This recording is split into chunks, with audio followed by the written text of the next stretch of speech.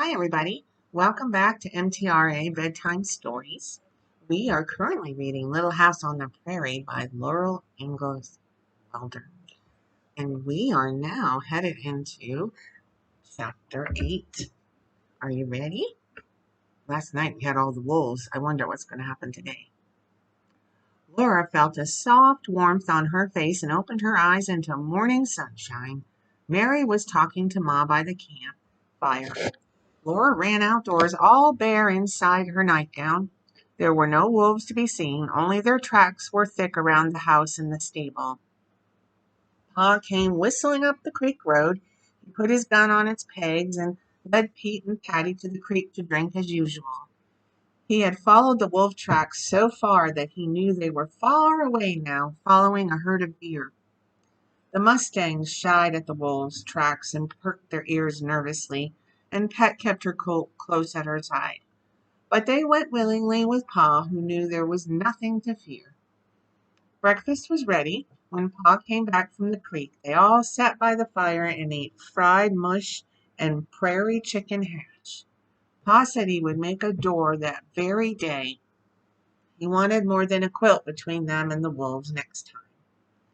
I have no more nails, but I'll not keep on waiting till I can make a trip to Independence, he said. A man doesn't need nails to build a house or make a door. After breakfast, he hitched up Pet and Patty, and taking his axe, he went to get timber for the door. Laura helped wash the dishes and make the beds, but that day Mary minded the baby. Laura helped Pa make the door. Mary watched, but Laura handed him his tools. With the saw, he sawed logs the right length for the door.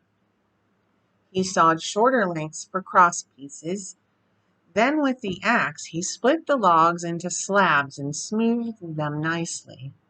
He laid the long slabs together on the ground and placed the shorter slabs across them. Then, with the auger, he bored holes through the cross pieces into the long slabs. Into every hole he drove a wooden peg that fit tightly.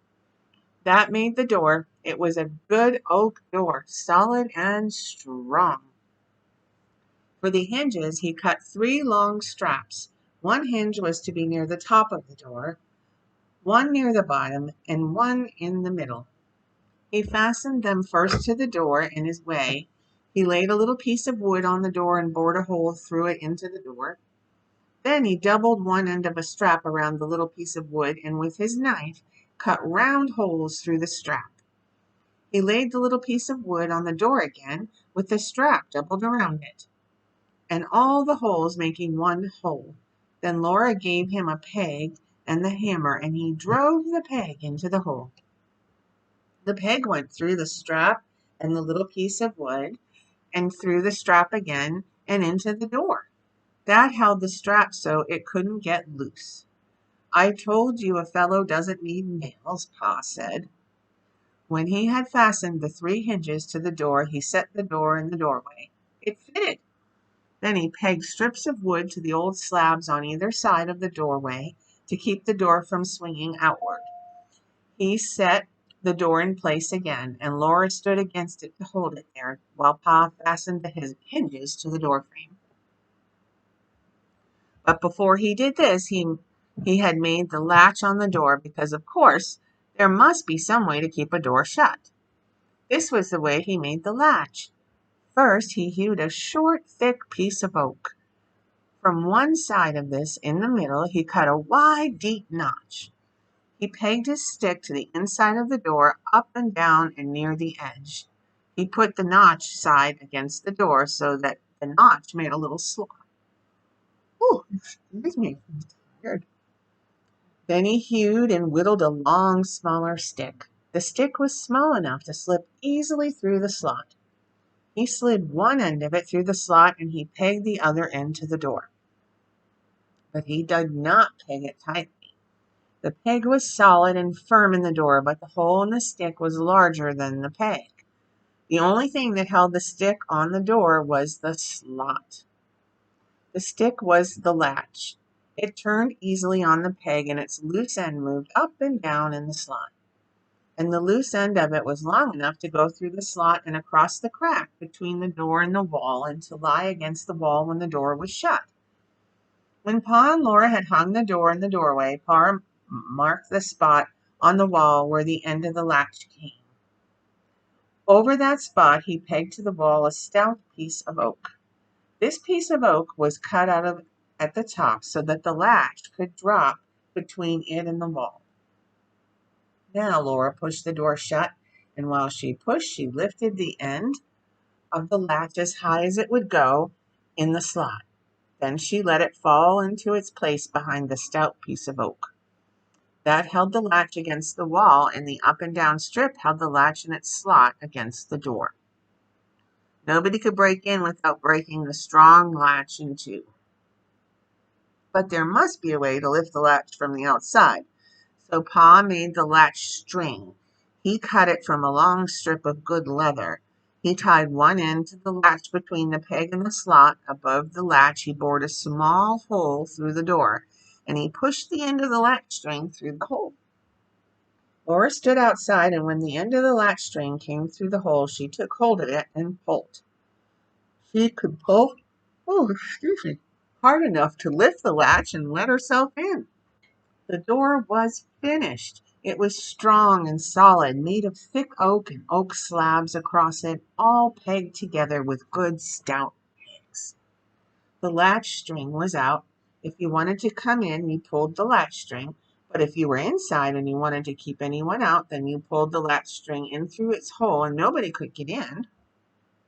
There was no doorknob on that door, and there was no keyhole and no key, but it was a good door. I call that a good day's work, said Pa, and I had a fine little helper. He hugged the top of Laura's head with his hands, and he gathered up his tools and put them away, whistling, and he went to take Pet and Patty from their picket lines to water. The sun was setting, the breeze was cooler, and supper cooking on the fire made the best supper smells that Laura had ever smelled. There was salt pork for supper. It was the last of the salt pork, so next day Pa went hunting. But the day after that, he and Laura made the barn door. It was exactly like the house door, except that it had no latch. Pet and Patty did not understand door latches and would not pull a latch string in at night. So instead of a latch, Pa made a hole through the door, and he put a chain through the hole. At night, he would pull an end of the chain through a crack between the logs in the stable wall, and he would padlock the two ends of the chain together. Then nobody could get into that stable. Now we're all snug, Pa said. When neighbors began to come into a country, it was best to lock up your horses at night, because they are deer, there will be wolves, and there are horses, and there'll be horse thieves. That night at supper, Pa said to Ma, now, Carolyn, as soon as we get Edward's house up, I'm going to build you a fireplace, so you can do your cooking in the house, out of the wind and the storms. It seems like I never did see a place with so much sunshine, but I suppose it's bound to rain sometime. Yes, Charles, Ma said, good weather never lasts forever on this earth. That ends our chapter. Well, that was interesting, learning how to build a door like that, wasn't it? I feel much better that they're all snug and safe in their house and in the barn, too. All right, everybody, get tucked in. Get a good night's sleep. Be safe. Always be kind. And I'll see you tomorrow night. Chapter 9 of Little House on the Prairie.